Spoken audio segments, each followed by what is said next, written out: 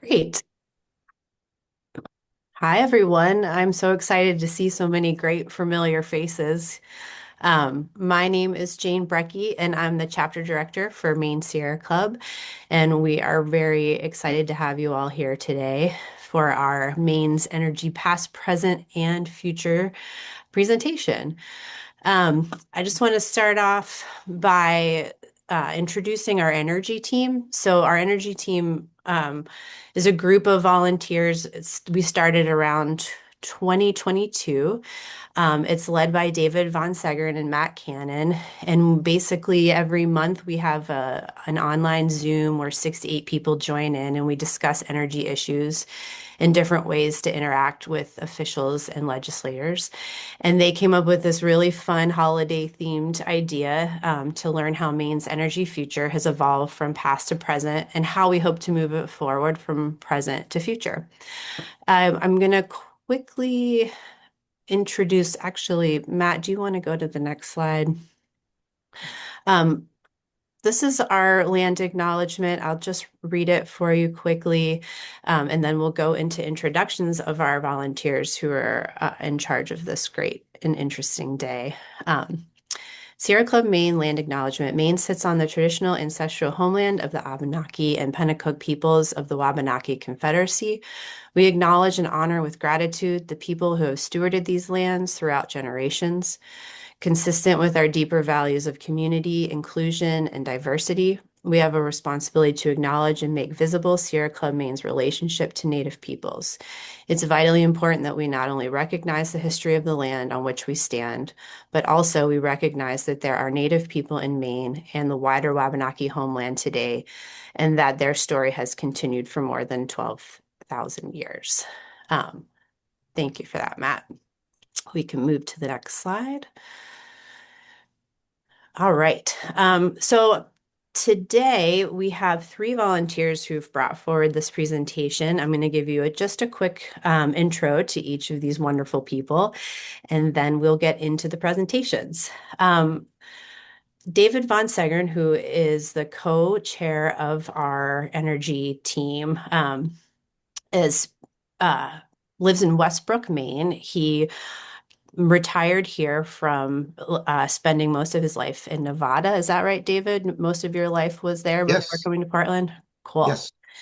So David is a PhD emeritus from Nevada Seismological Laboratory. He received his master's in science in geophysics at the University of Hawaii, his PhD in geophysics at Penn State, and has enjoyed a career in seismology, with his last position being as a manager of the Yucca Mountain Seismic Network in Nevada.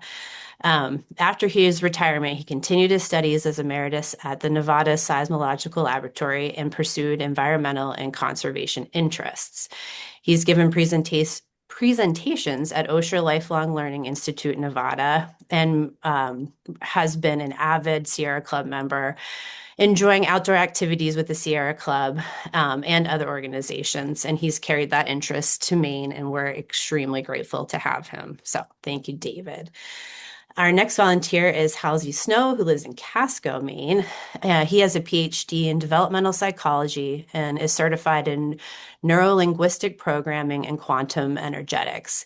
He is the founder of the Maine-based citizen activist group Maine Gridworks, is an environmental activist with the Sierra Club, a member of the Citizens Climate Lobby, and Third Act. He's been involved with promoting the community choice aggregation model of electricity purchase in Maine, and is very passionate about educating and advocating for the removal of mega dams on Arctic rivers. He's a golden ratio educator and overall a student of water. Thank you, Halsey, so much for all your work, and we're happy to have you here today too. And then finally, David Kunhart, who lives in Scarborough. David had a career in community development and then entered the solar industry in 2007 in California, where he created power purchase agreements to help save money for schools and cities.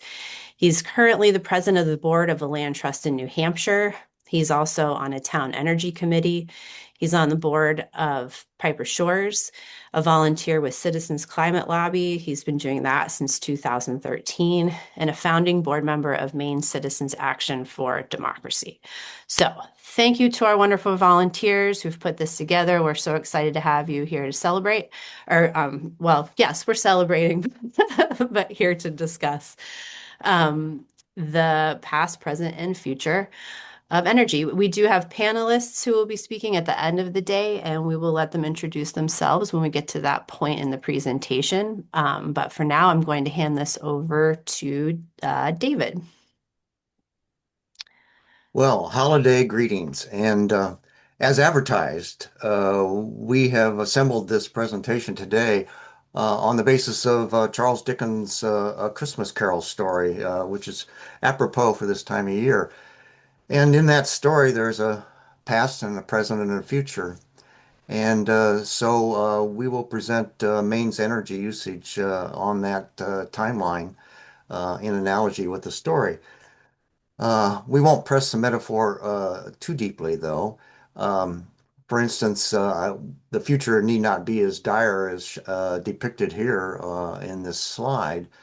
And but the one thing I want to emphasize is that the past and present and an understanding of that is essential for good planning for our energy future. So, next slide. Yeah, the past. Um, In colonial times, Maine area was much like other colonies, and we saw an abundance of wood in Maine. Maine was almost entirely forested then, and so wood products were used for heating and industry and so forth in colonial times. We also got into whaling industry in Maine, and we know that for a long time whales provided a lot of the lighting energy and for other products in Maine. And water was a big element of our energy picture in the colonial times. And then in the 1800s, like other industrial nations and other industrial states, we got into the use of coal. And actually, that continued up until the 1950s and even slightly to the present. Um, and coal powered a lot of the industry in Maine during this era. And around the 1950s, there was a big uptick in using petroleum products, and that has continued until today. And we are almost half dependent on petroleum and other fossil fuel products in Maine. So looking ahead from the 2020s on, we are looking at, I hope, an abundance of renewable energy. So we'll move into that. Next slide. And I want to make the point that back, we've gone through these energy transitions, but it's been, we started with, because we were low in population and also low in our energy uses, we started sort of in a self-reliant manner. There was an abundance of wood and water in Maine, and we made use of those. Uh, and that even continues today. But in the 20th century, we pretty much took up this fossil fuel dependency, and that has kind of skewed our energy towards importation of energy. So now we can look ahead and towards 2050, and maybe we come back to a self-reliant state where we produce our own all of our own energy. Next slide. Okay, so working through this past, I want to look a little bit closer at these elements of our energy past and notice that the transition drivers have been always been cost and availability and the development of certain new technologies. Okay, next slide. Yeah, wood burning was prominent in Maine, and we still have an element of that today, and that's used for space heating and small industry and product drying. Next slide. Also, in the past, we made extensive use of water power, and that continues today. Here's an example in Westbrook, Maine, my hometown. These mills here were driven by impoundment, a dam and a power station there. The dam provided mechanical power first and then electrical power to these mills. These mills have now been repurposed into other uses, which is happening all across Maine. Next slide. As I said, we got into fossil fuel burning, coal, then oil, and now gas. And here's a picture of today of the Calpine gas plant in my hometown of Westbrook, Maine. It happens to be the largest single pollution CO2 emission source in Maine. But anyway, the fossil fuel burning, we've adopted it heavily for industry and space heating, and especially in transportation. Almost all of our transportation is fueled by fossil fuels and in the generation of electricity. Next slide. And we had a brief association with nuclear power between 1972 and 1996. This nuclear power station existed and was producing electricity near Wiscasset, Maine. Um, and today, that's been decommissioned, but there stands there 24 dry casks which hold the nuclear waste that was generated in that station. And these casks are only 25 feet above sea level. This was never meant to be a long-term storage facility, but there it is. Next slide. Yeah, so I make the point. Fossil fuel reserves in Maine are zero. The geology of Maine just does not allow for fossil fuel development. And so we are forced to import all this fossil fuel into Maine, uh, thereby sending out $4 billion a year to import this energy through shipping or trucking or pipelines. And that's where we are today. Next slide. So I want to say, in the words of the famous novelist William Faulkner, but the past is never dead. It's not even past. And so some of these energy sources are with us today and will continue for years and possibly into the future. And the difference is that now we have a lot of scientific evidence uh, to examine what the mistakes of the past were. And I hope we use that as we go ahead into the renewable energy era. So, with all that in mind, I need to turn it over to Halsey Snow to give you a snapshot of what our energy present is. Halsey? Thank you, David. Uh, let's see here. Okay. Yeah. So that was a really good introduction to the past. And one of the things about the present is it's a bit overwhelming. It's a bit overwhelming in terms of the choices that are facing us. There's certainly an abundance of different energy sources, and we have to and the landscape is constantly changing. So just as a quick overview, at least half of all Maine households use fossil fuels for home heating, primarily heating oil or propane. Um, it's stated that as of 2023, renewable resources fueled 67% of Maine's total electricity generation. That may be different now. Um, Maine does use less energy than 44 states, but our economy uses significantly more energy per dollar than any other New England state. And that's a bit shocking, honestly. I apologize, I don't have more current data. In 2022, Maine's natural gas, that's methane use on a per capita basis, was the fourth lowest among the states. But next slide, please.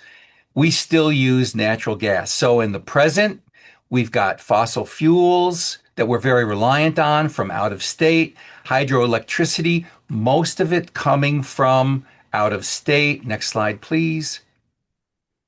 We've got solar and wind, which are abundant resources, which we've only started to tap. And we're looking at this to replace a lot of the fossil fuels that we currently rely on. Next slide, please. We no longer have nuclear, although there is certainly a lot of talk going on about bringing different forms of nuclear back into play around the country and even here in Maine. As David pointed out, we have no coal reserves. There is almost no coal use in Maine, but I say almost because there is still some small use of coal in Maine. Next slide, please.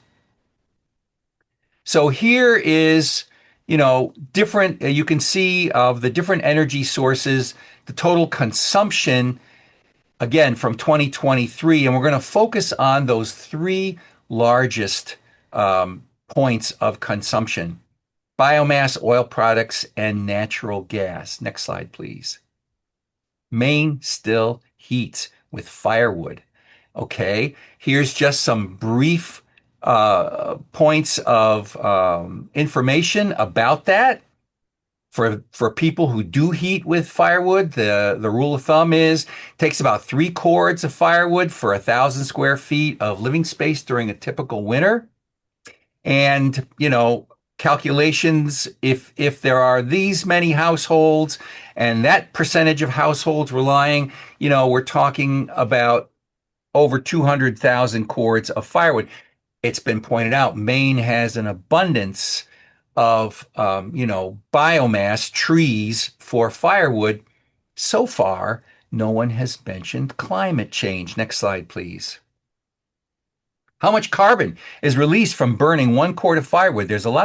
It's very interesting. It's hard to pin down a specific number on this because, of course, there are a lot of variables at play: the moisture content of the wood, the species of the wood, et cetera, et cetera. So here's one in particular estimate: burning a cord of wood can produce up to 2,400 pounds of carbon dioxide, or the equivalent of driving an average car for 2,000 miles. And if you want to take a closer look at some of the metrics involved in that, I point you to that link at the bottom there. The futuremetrics.info has some very interesting and detailed information about that. Next slide, please. So Maine still uses methane and propane.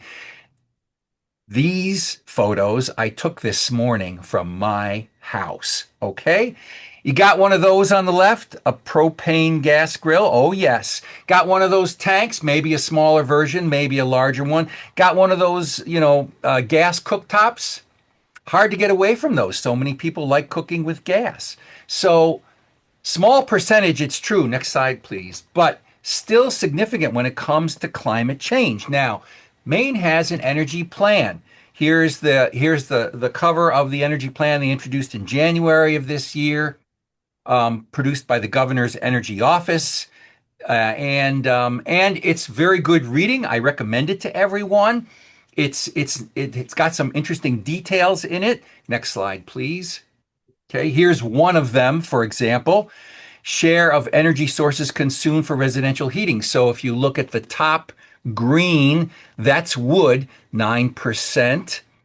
Not a lot, still significant because it's carbon.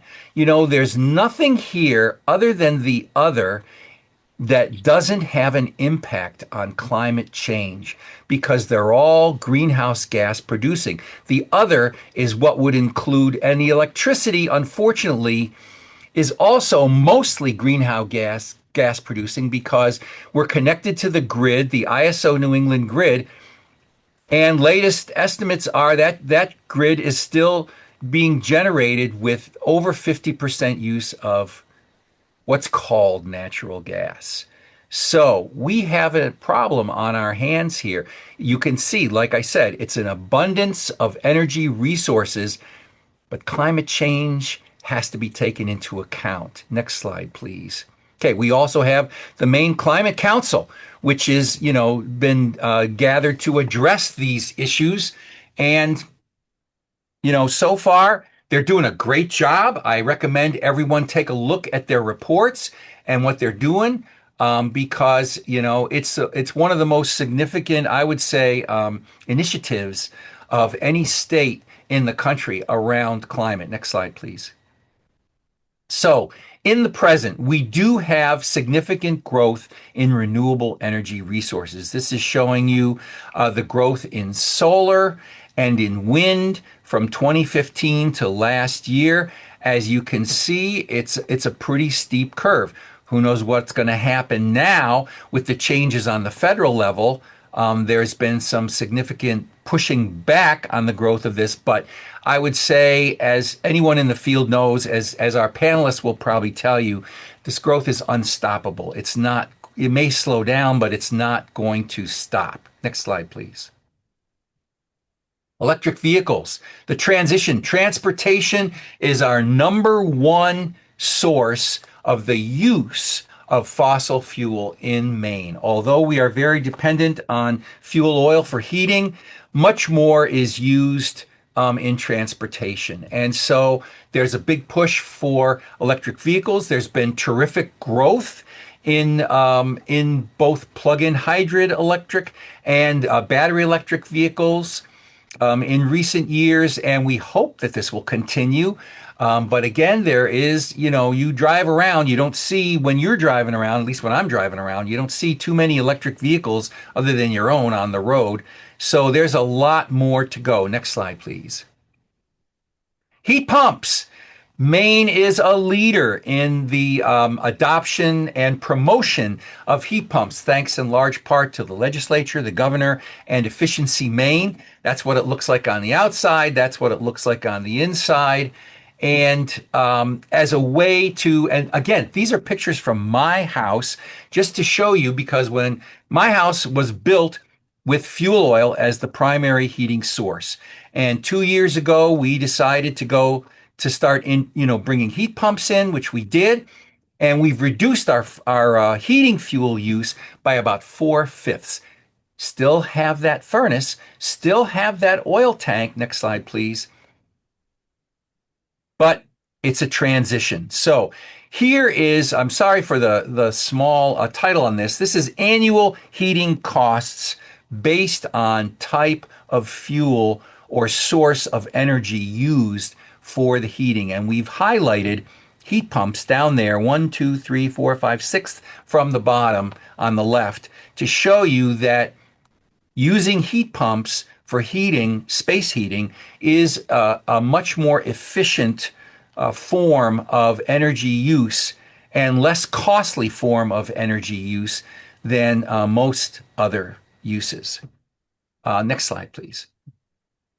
So, in the present, as David pointed out, the expense of using fossil fuels in Maine is pretty dramatic. It's a big percentage of our gross domestic product. There's a lot of money leaving the state because of our reliance on fossil fuel, and we're doing a lot to try to change that. Next slide, please. So here are the messages from the present.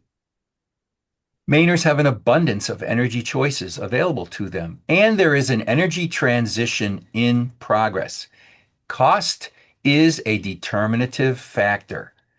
Climate change is a driving force for all our choices, and we need to deal with the resistance to change. Who's going to tell somebody who's heating their house with wood and a wood-burning stove that they can't do that anymore? Who's going to tell somebody they really should, stop using that gas cooktop that they're so in love with and start using induction, electric for cooking? So, as David Kunhart will now point out to you, the choices we make now affect what future we will have. I hope that's been helpful. Turning it over to you, David. Thank you, Halsey. And I'm going to say, in response to David von Segern's remarks, that if we don't take the right choices, there will be dire consequences. Absolutely. Next slide, please. because as we are changing our behavior steadily, the impacts of climate change on the west and on the north of us are vast creators of carbon dioxide and forest fires. There's changing life and heating of the Gulf of Maine and changing of species. There is an increasing incursion of the sea into our communities with sea level rise and expansion with the heating of that. And by the way, there's an increased population migration around the world due to the failure of agriculture and excess heat in a variety of places that are driving migration into, particularly into Europe, but all around the world. Next slide, please. So the future, what do we need to do? We need to lessen that dependence on wood and fossil fuels. We need more heat pumps. We need better batteries, better storage of all kinds, and we're going to get into some options of that. Geothermal energy networks are beginning to be installed in Massachusetts and elsewhere to very efficient. Geothermal is extremely efficient in operations, and it takes several forms. We need to continue the build out of renewables to electrify everything and make ourselves more self-reliant, the phrase that David Von S said. And we also need to discuss adopting smarter electric grids. There is a exploration of pumped hydro. The biggest storage in the biggest utility district in California is pumped hydro. Batteries of different kinds, and one of the biggest new kinds of battery, lead air, is being installed in Maine. We definitely need more wind and solar energy. To some extent, we're moving upwind against a reluctant national government in these initiatives right now, but that has to change. And we need less impactful hydropower. Next slide, please. These are some examples of those clean energy sources that we need to develop more of. The one in the top middle is developed by a Portland-based company, ORPC, Ocean and River Generation Company, and that is an inline generator that can be placed in relatively shallow water as long as there's a good movement and create energy in any body of water that has year-round movement of water. That will be a lot more steady than either solar or wind. We have to progress with the offshore. We have to find ways to do that in spite of some frustration at the national level. We've already talked heat pumps. There are many kinds of energy storage, and also there's an indication on the lower right of different kinds of pursuing geothermal, which can be an amendment to heat pump use on a relatively small initial cost basis and absolutely the lowest operating cost basis. Next slide, please. And please bring your question back, Halsey, when we can. The goal for new heat pumps is really quite generous, but we have Maine has been one of the fastest to adopt heat pumps in replacing our fossil fuel and wood sources. That's what the goal is, to have a tremendous increase in the next few years. Next slide, please. This is the sample of pump storage that is being explored in early stages for Western Maine. You need an upper reservoir, you need a lower reservoir, and you need a pipe running between them. It's the gravity, another free universal force and energy source that will drive a turbine down near the bottom, at the bottom of that penstock, at points of the day, in the evening peak, for example, when we need that energy added to the grid, and then during the day when there's a more solar energy available, pump the lower reservoir back into the upper. So it's a recycling thanks to gravity. Next slide, please. Not without a controversy, by the way. I'm going to speak a little bit on behalf of Sierra Club, which has elaborated its vision for 100% clean energy economy. Here, it's a world powered by clean energy. We're dirty and dangerous. Fossil fuels are a thing of the past, and everybody can enjoy cleaner air and water thanks to renewable energy sources.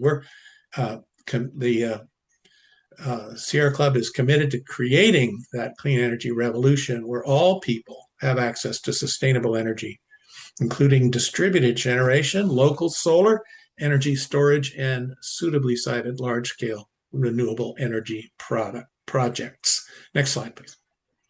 The future we choose is also going to need, according to the scientists of the Intergovernmental Panel on Climate Change, it's going to require ramp up of carbon removal and sequestration strategies. There are lots of them. There's now over 700 different companies around the world that are developing carbon removal and sequestration strategies with a wide range of types and a wide range of scalability potential.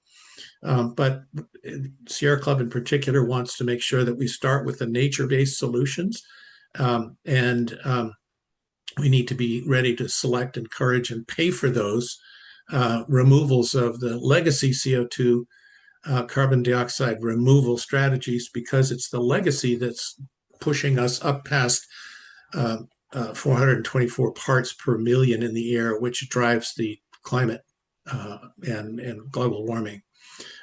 But this year, Sierra Club's policy has adjusted and changed its strategy to incorporate carbon dioxide removal. And there's a link to that source. By the way, we're going to have links to the principal sources at the end of the slideshow.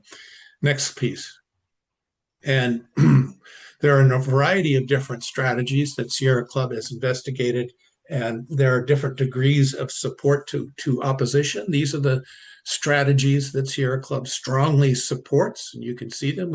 Each of us has mentioned these, and we haven't actually yet reminded people that energy efficiency strategy and building energy and appliance efficiency standards really are key to advancing the future. People around the globe know this a little bit more than some folks in DC. Next slide, please.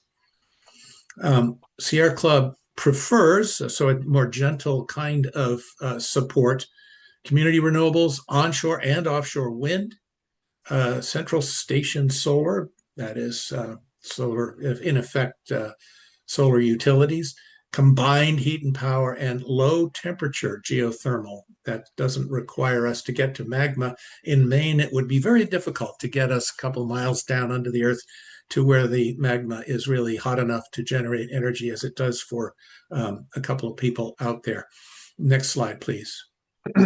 And Sierra Club sometimes accepts new small hydroelectric plants and ocean energy resources. These are things too that are being developed and avidly experimented with for the last decade or so here in Maine and elsewhere. And also what's called enhanced geothermal or high temperature geothermal plants, preferably ones that have a closed loop pipe and not ones that, if you will, waste a lot of water or hope that the water will recycle through to energy generation and not know for sure where that water is going. Sierra Club sometimes accepts but seeks to diminish bioenergy, gas and oil bioenergy, fracked gas, that's my phrase for natural gas, and liquefied natural gas, and is absolutely in favor of phasing out oil. Next slide, please.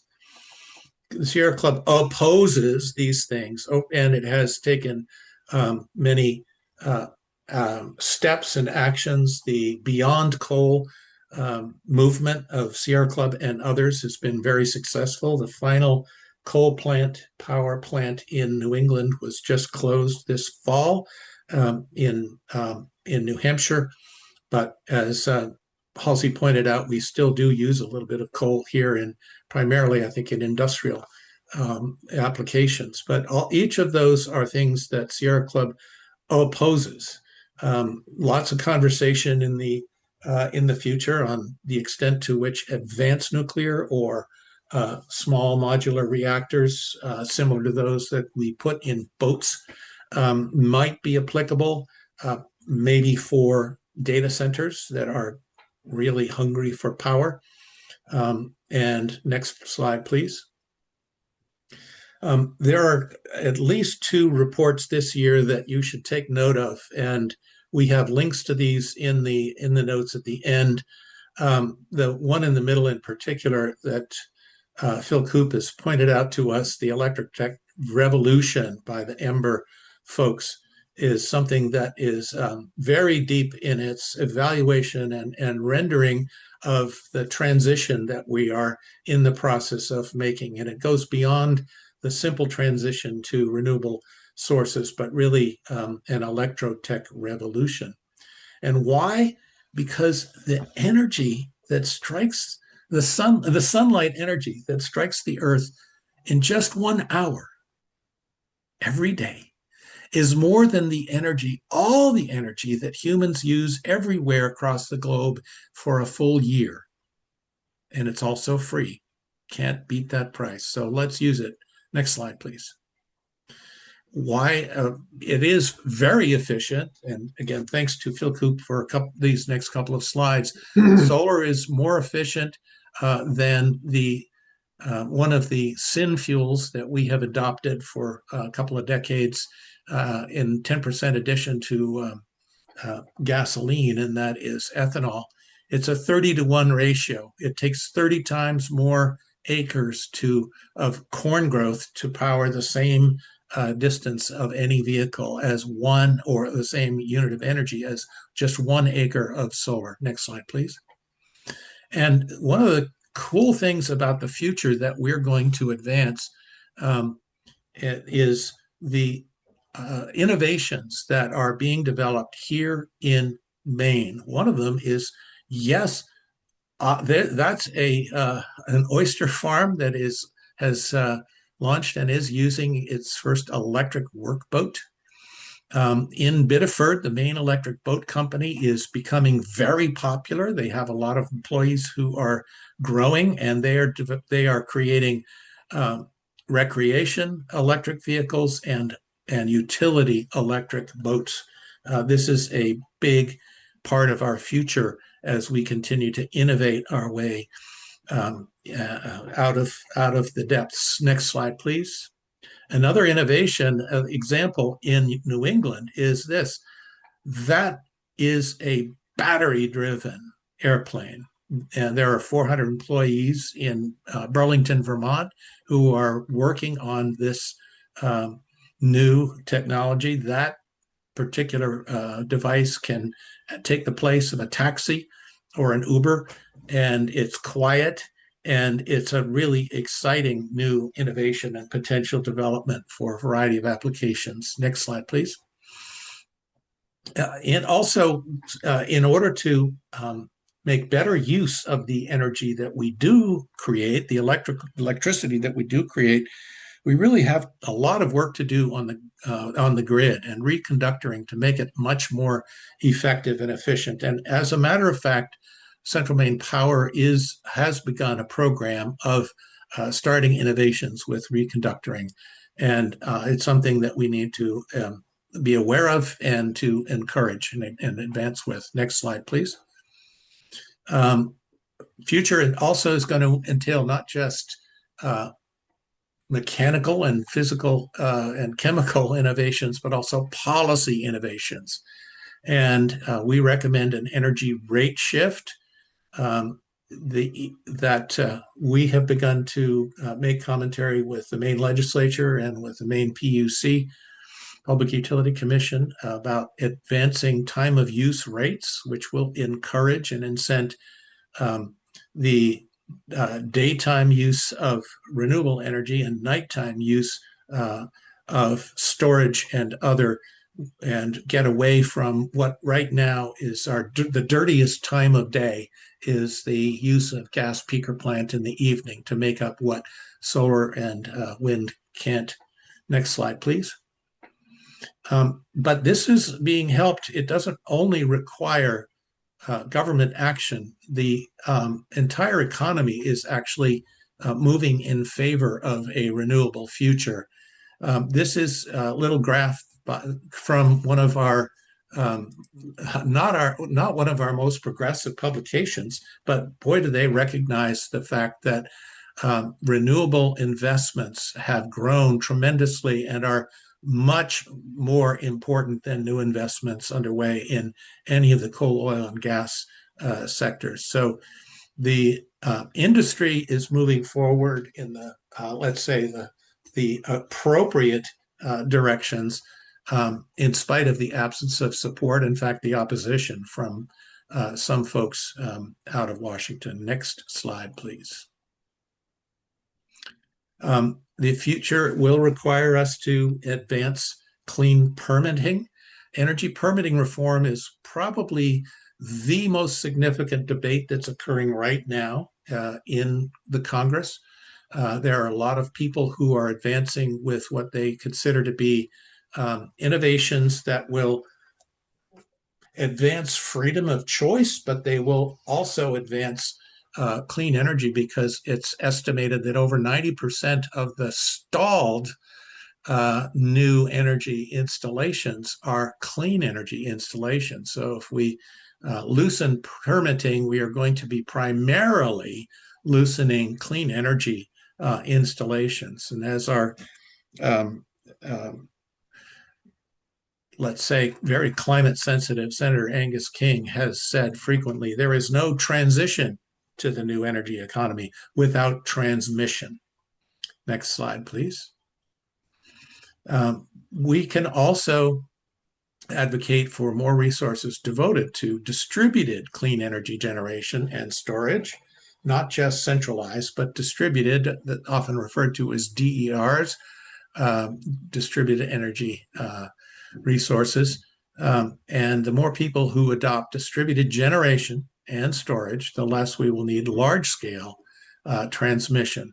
It's not a matter of one or the other of these approaches being the only one.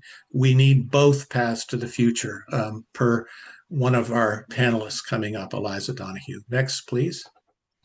This is a diagram of what any single residence might be able to install with some help and with an intelligent breaker box in the middle. And this diagram essentially shows although a house can continue to be linked to the grid for the dark days in winter, if it has its own solar panels, and if it has an EV battery with two-way charging, that's possible with some vehicles today, but is a feature of development and innovation in the future. Then we can manage with making ourselves more self-reliant and more independent.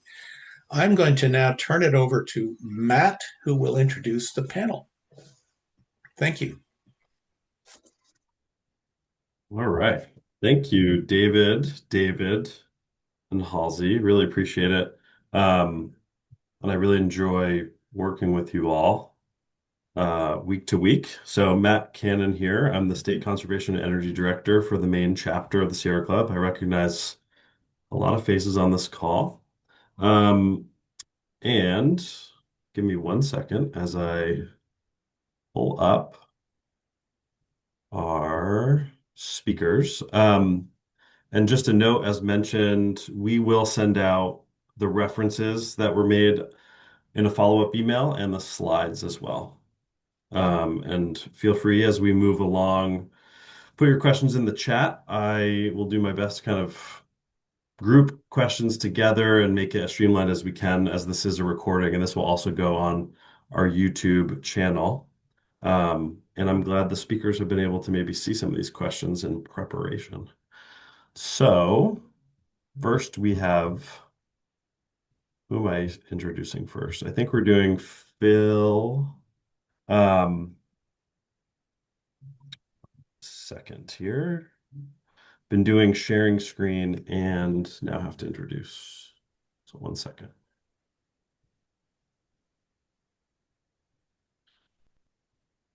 I think the speakers were going to introduce themselves, Matt. Yeah, I just wanted to at least tell people who they were up front. And then we'll hear from each of them to give a couple minutes on what their thoughts are. I have some questions, and then we'll get into the Q&A. So I'm going to introduce Eliza Donahue, who's Executive Director of the Maine Renewable Energy Association, Phil Koop, who's a founder of Revision Energy, and Beth Woolfolk of A Climate to Thrive. Eliza, yes. Do you want to start us off? Happy to. Thanks, Matt, and great presentations, David and Halsey. I really appreciate it's great fodder and kind of stuff for us to work from for the rest of our conversation. So, as Matt said, my name's Eliza Donahue. I am the executive director of the Maine Renewable Energy Association, or MREA. We are a trade association. We represent the folks who have the ideas for, who actually construct, who own, operate renewable energy generating facilities, along with the many other entities that are otherwise a part of the renewable energy industry in Maine, whether that be environmental consulting agencies to electrical engineers. So MRA works across technologies and scale, from rooftop to grid scale solar, both on and offshore wind, also hydropower, biomass, tidal power, and folks that work on battery energy storage systems. So we touch on many of the technologies that were described earlier in today's webinar. We're an advocacy-focused trade association. We represent the industry at the Maine legislature and before the Maine Public Utilities Commission. I suspect this is a pretty savvy group, but for those who are not aware, where the Maine Public Utilities Commission is a place where a lot of kind of the nitty-gritty of energy policy takes place. Of course, at the Maine legislature too, but the Maine PUC is not to be overlooked. So just really briefly, and then I'll pass it off to Phil. MREA, we're committed to realizing Maine's clean energy transition, and that includes ensuring that the that transition maximizes benefits to Maine people. As I think it was David said at the very beginning, $4 billion a year goes out of state. There's a real opportunity to keep those dollars in Maine, and what that means is more jobs in Maine, lower or more stable electricity costs, or otherwise opportunities for taking control of your personal energy production. So happy to be here. Really looking forward to the questions and answers. Been watching the chat pretty intently as well. And again, thanks for having me. Thank you, Eliza.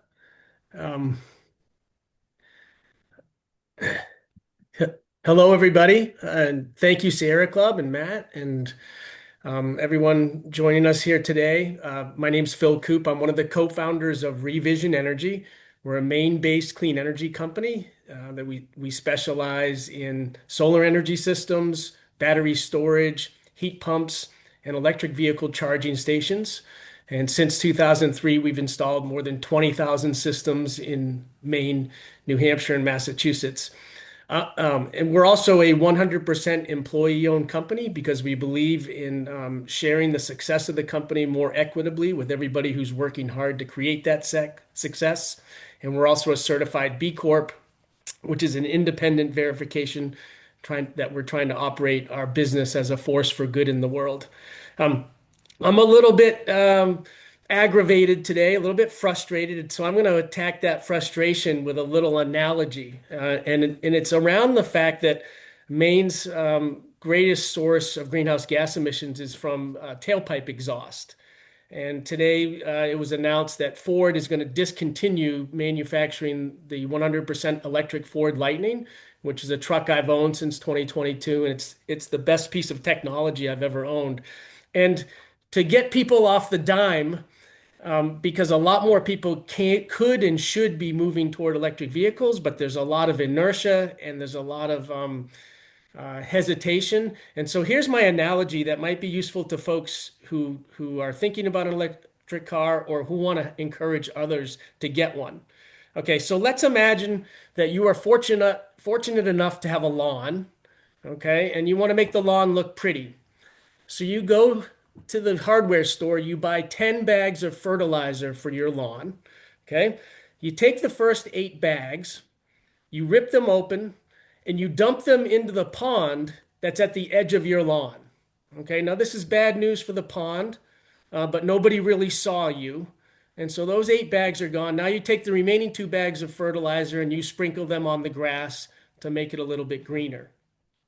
This is analogous to driving your gas-powered car to the gas station. You buy 10 gallons of gas.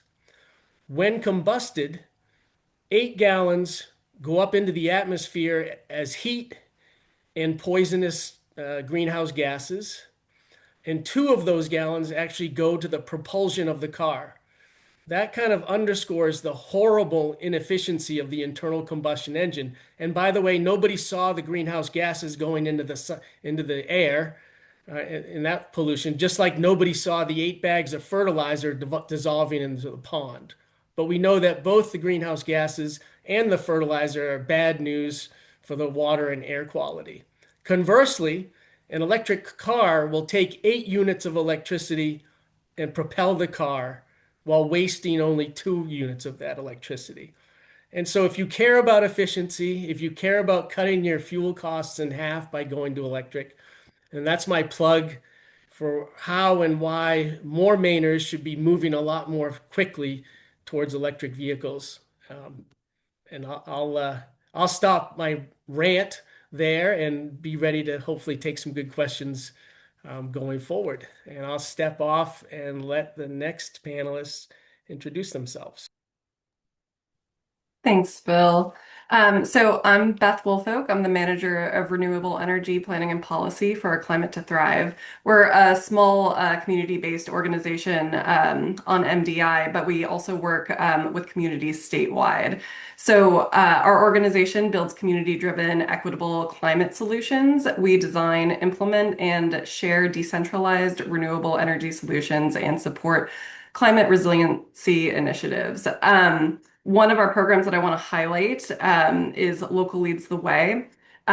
We support collaboration, resource sharing, training, and reduce duplication of effort on clean energy efficiency and resiliency projects. So if you're interested in, working together on the local, on the ground basis, feel free to check out that program. I'm going to toss the link in the chat. I'm really excited to get into some of the questions that you all have. I guess I will pass it over to Matt to start the Q&A. All right. Yeah. Thanks, everyone. Okay, so I'm going to start off with one, and I've been working with folks to group some of these into categories. But I think the first kind of category that's popping up in the chat is around efficiency. And I guess I'd love to know how you all think about efficiency in the mix for reducing usage while we transition to more electrification, and how to think about that, and if there's any policy ideas you think we could be doing better on. I can take a quick stab at it, Matt. I'll say at Revision Energy, we often get called out to customers' homes to talk to them about solar projects and heat pumps and sometimes battery storage and EV chargers. But we often find ourselves in a home that's kind of drafty, and there's poor insulation in the attic. The joists aren't sealed with anything. The windows aren't really tight and snug, and so we more often than not, recommend that people get their home completely buttoned up with a really good, first a home energy audit to see just where the leaks and gaps are, and then have all of those sealed up and get the envelope of the home really nice and tight before you start moving toward electrification, because efficiency is always going to be the lowest hanging fruit when it comes to reducing your energy costs, reducing your fossil fuel use, and reducing emissions. Awesome. Thanks, Phil. Eliza or Beth? Yeah, Phil, I think you summarized that extremely well. In terms of the thing that you can do that it will be the quickest and most impactful, both for the environment and your wallet, is definitely going to be efficiency. Um, as we begin the transition to electric vehicles and electric heating sources, the amount of energy that we are going to be pulling off the grid is going to skyrocket over the coming years.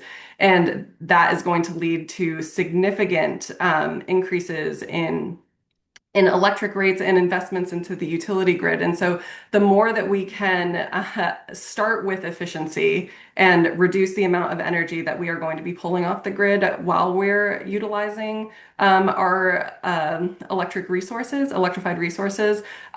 the more affordable and climate friendly this energy transition is going to be. Okay. Great. Thank you for that, because there was some comment around reduction versus efficiency. So I think that helped clarify.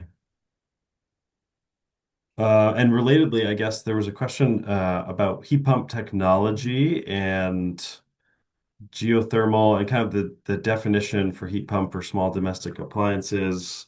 How do we think about those? I know we showed pictures of kind of a classic heat pump that gets the Efficiency Maine rebates. Are there other heat pump technologies that you're all looking at? Is geothermal part of that for what you're doing in your work?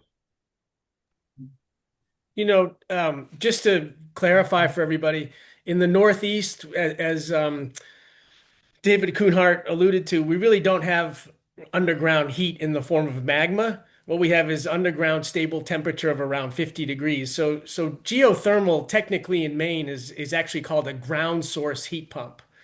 So instead of pulling heat out of the air in an air source heat pump like we've seen in pictures, you pull the 50-degree temperature out of the ground and use that for either air conditioning or a good head start on getting up to higher temperatures for heating. So just that we all have that clarity in our heads. And then somebody put in the chat the question about whether they should use that, what is probably a gorgeous soapstone heater versus the air source heat pump. And what I would say to that homeowner is when it's not that cold outside and the heat pump can do 100% of the heating, I would resist the temptation to combust anything in that soapstone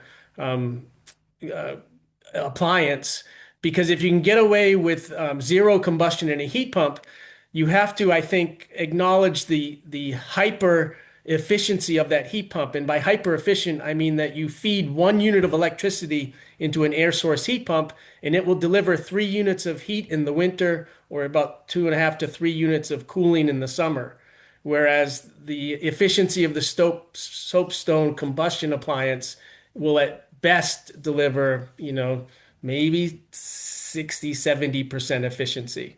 So I would use the heat pump until you absolutely it gets really cold outside, and then I would use the combination of the two. Perfect. Okay. Bill Weber has his hand up. Yeah, can I just mention window-mounted heat pumps? Something that I've been pushing with Efficiency Maine for a couple of years now. Our program is basically set up for the homeowner.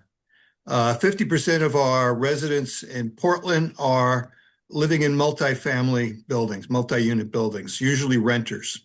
And we need something better for that particular community.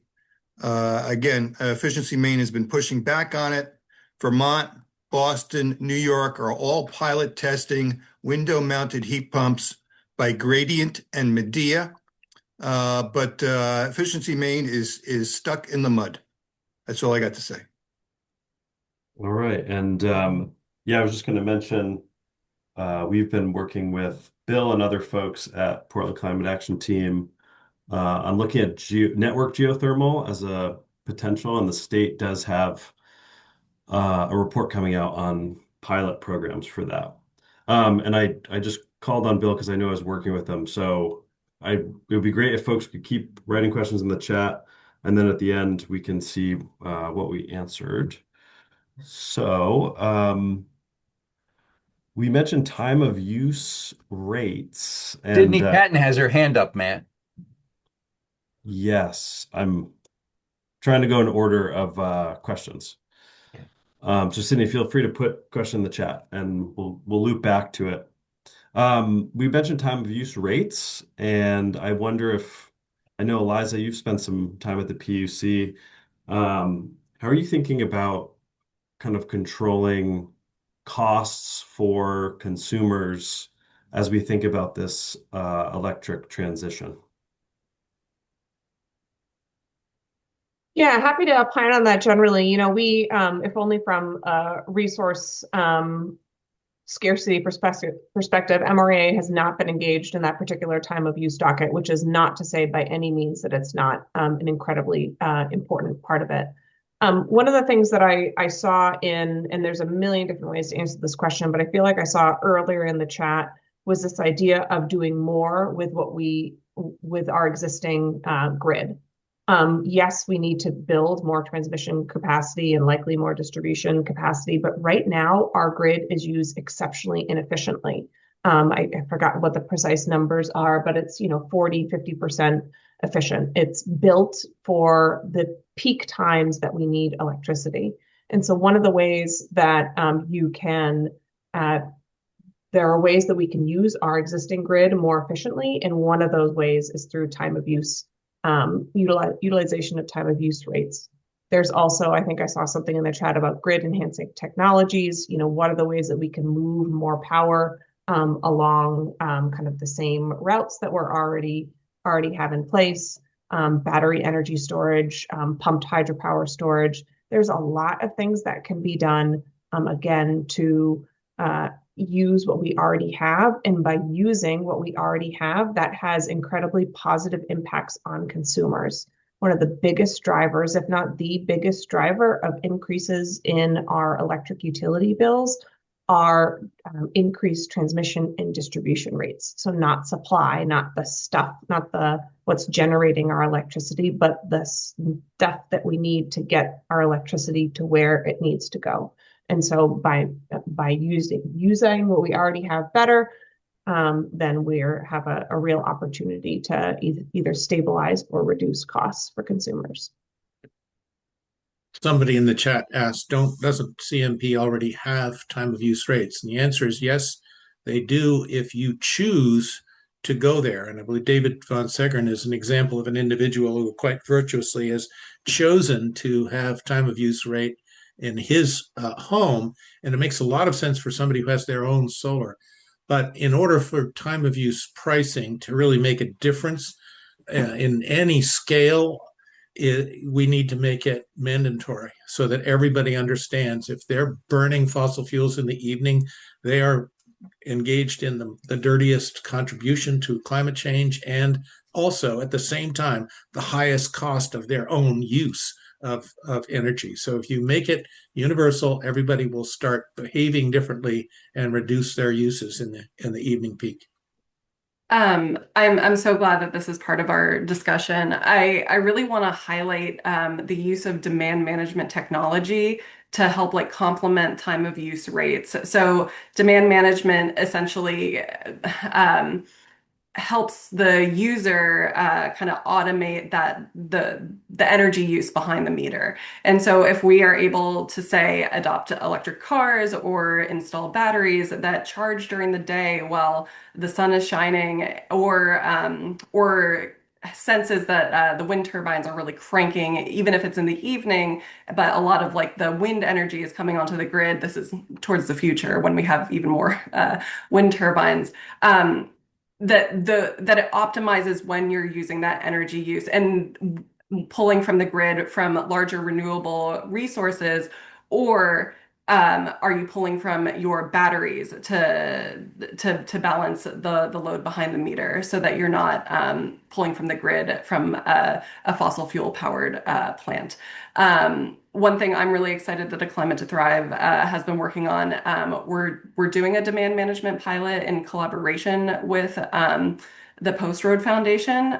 It's called the Maine Transactive Energy Pilot, and so you can check that out online. I'll drop the link in the chat later after I'm done speaking. So thank you all.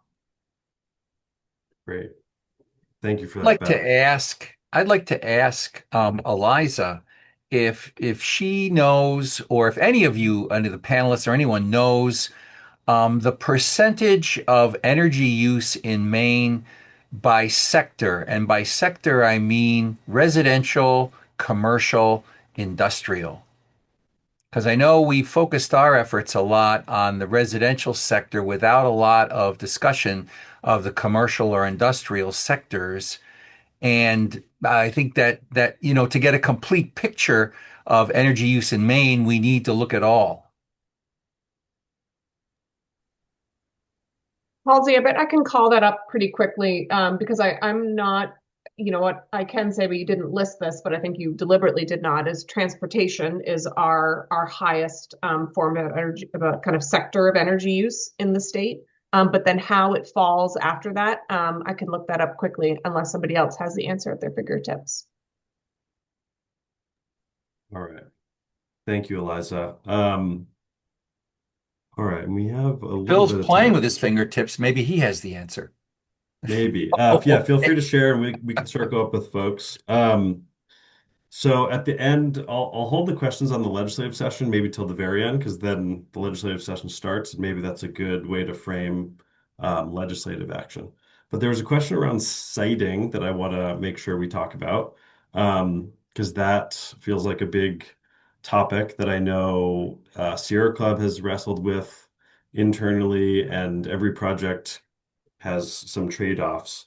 So I'd love to know how you all think about citing renewable projects, trade-offs. What is a hard no, hard yes? We shared our energy policy with folks, and we can share the link in the chat, sierraclub.org/policy. But I'd love to hear from you all how you're thinking about grappling with citing issues and impacts.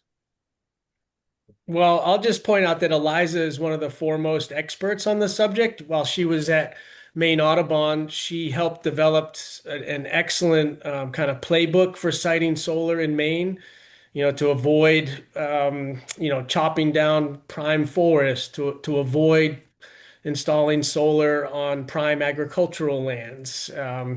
We should be focusing on the huge amount of south-facing and flat types of roofs that we have in Maine, which are excellent existing infrastructure where you can get panels a little bit up and out of the way, and out of harm's way in terms of people wanting to cause damage to them, and certainly leave all of our nature as much to its self as it can be left.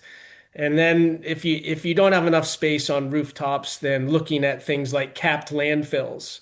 We have a lot of open space on Superfund sites where nothing else can really be done with the land, and that's ideal for siting solar.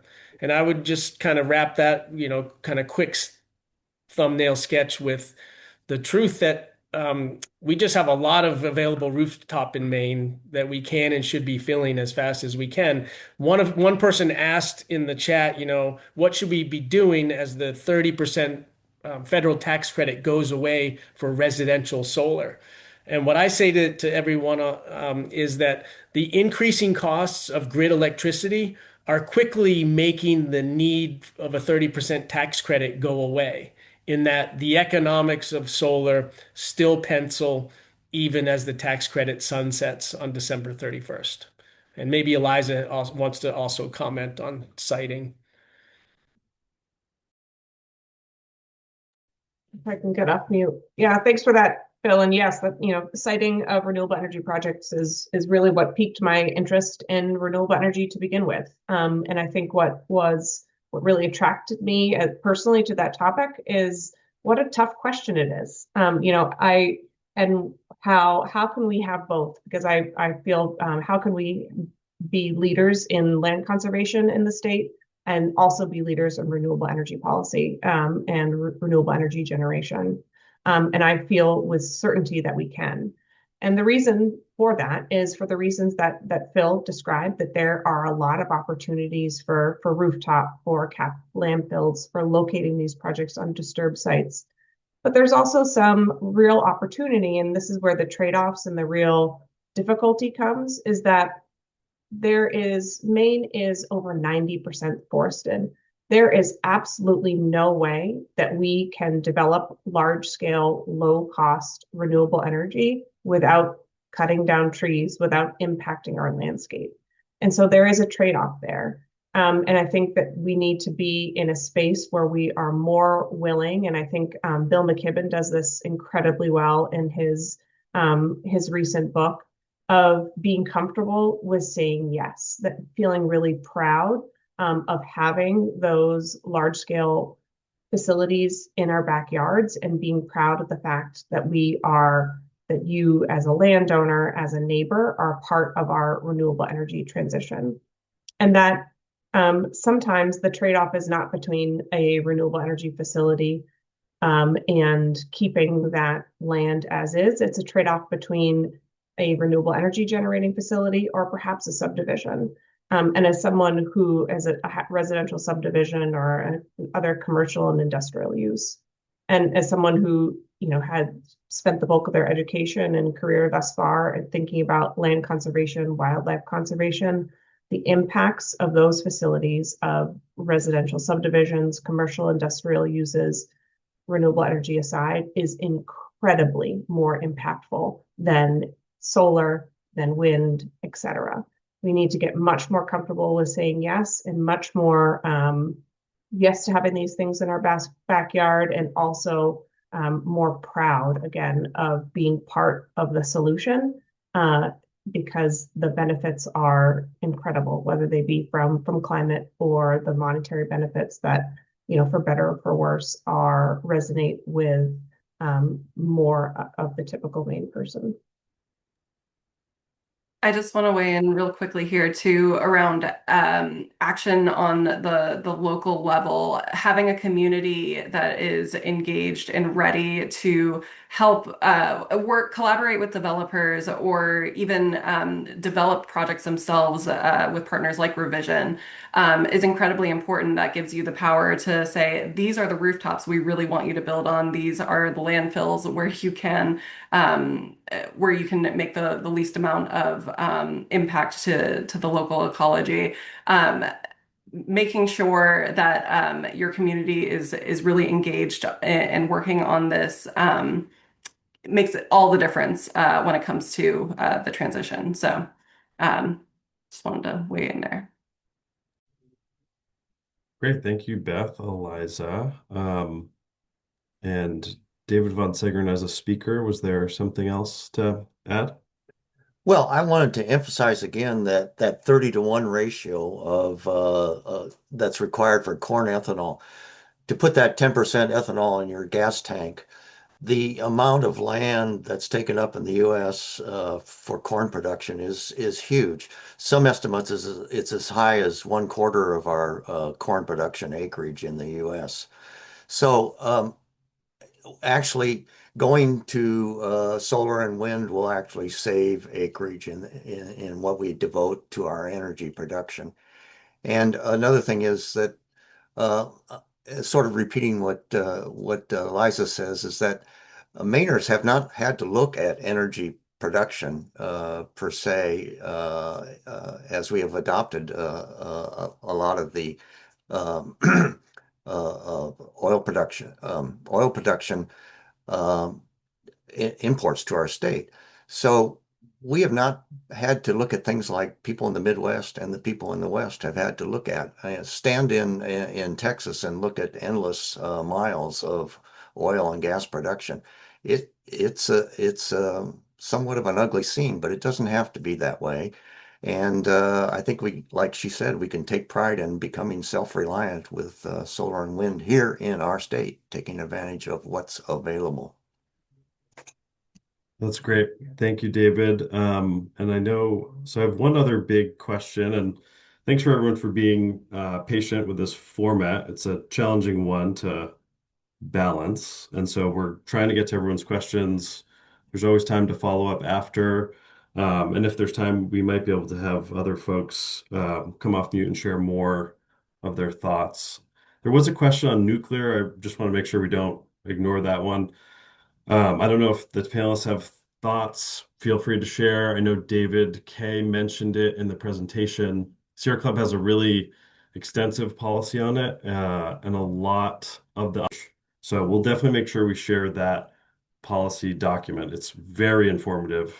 Um, but before we get into the last big question about what else we need to change, policy, prescriptions, legislation, are there any other thoughts on nuclear from our panel? And how that may play into the energy future?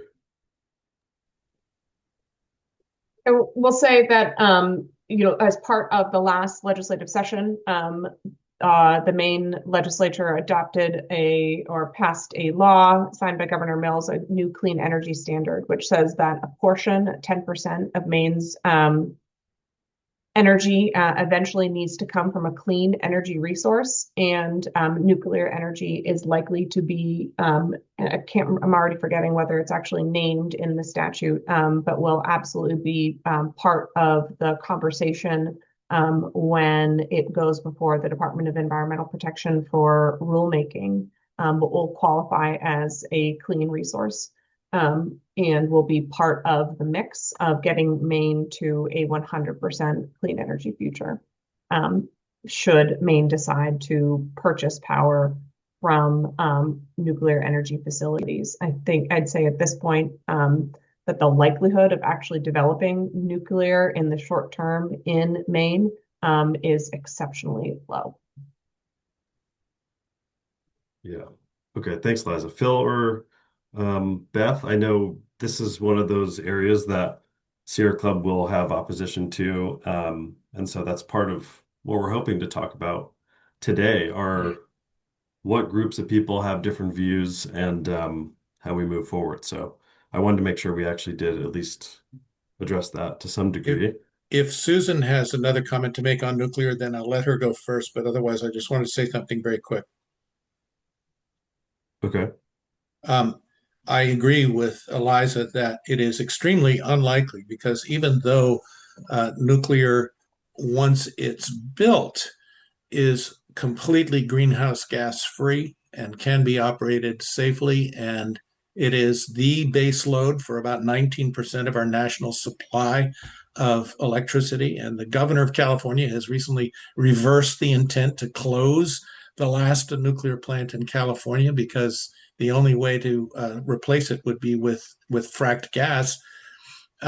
It is nevertheless the most expensive. And so pushing it on to ratepayers is very unpopular and very unlikely and is almost impossible to conceive of naturally happening in the normal way of adding it into our, let's say, standard offer supply. The only way that I could see it ever coming forward would be if somebody has a giant new data center, make them use some sort of clean power to power it before they implement it. And that could be they would buy their own source. Sorry, Susan. Or Becky. Becky, I'm sorry. Yeah, David, we just have, sorry, a couple more minutes. So I wanted to make sure all the speakers had a chance to finish up and then move to prescriptions, and then we'll wrap up in a few minutes. So to the speakers, any other thoughts on this one? Yeah, so I'm just going to invite anyone who's not aware of Professor Mark Jacobson out of Stanford University. He's a climate and energy professor and kind of world-renowned expert on energy systems. And he is doing a world-class job of documenting California's rapid uh, move away from coal, oil, and gas. And his stance on nuclear seems to be the most rational one to me, which basically echoes what David Kuhnhart just said, which is incredibly expensive and at least a decade to get one built. And if you look at the two nukes that are being built in Georgia right now, Voltley, I think is the name of them. The first one is billions over the initial cost estimates and not operating properly. And the second unit of the two reactor project is years behind schedule and also over budget. And so I'm not holding my breath for nuclear to save the day. All right. And there's a book being held up, but can't see Just that. want So to add to put that in that the chat, briefly. David. Sorry, Matt. Yeah, Halsey, and we're trying to wrap up, but Yeah.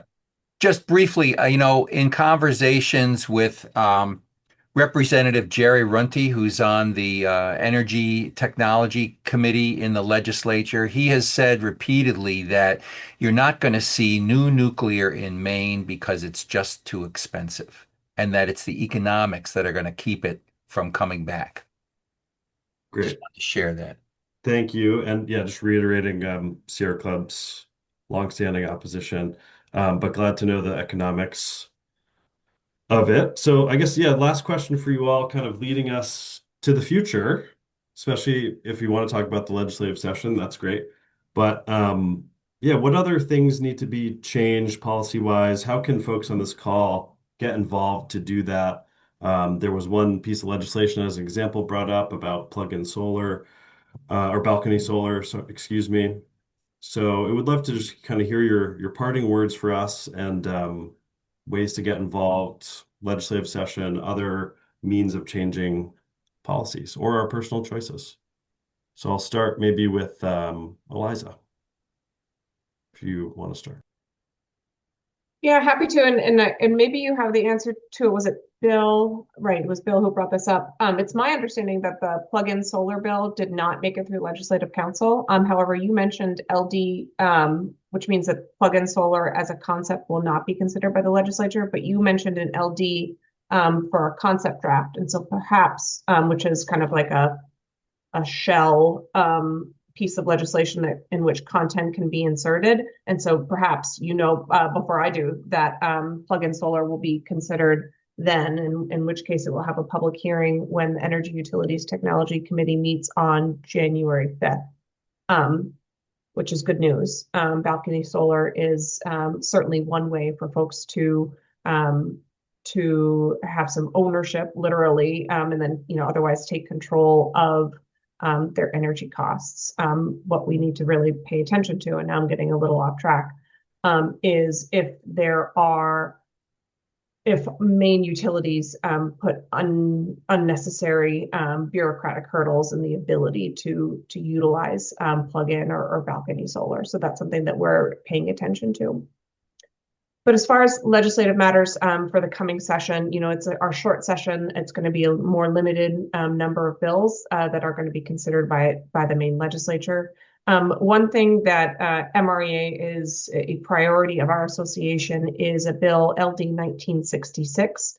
That's a bill that does a number of things, but two really rise to the top. One is that it allows for consolidated billing, and this is so nerdy but incredibly important. So right now, community solar, if you are a community solar subscriber, which is a great way, among other ways, but a great way for renters, which is a big part of the community, and otherwise individuals who can't necessarily afford the capital costs of rooftop solar to realize the affordability that solar has to offer. And so right now, those who adopt or utilize community solar, they pay a fee not only to the community solar group, but also to their utility.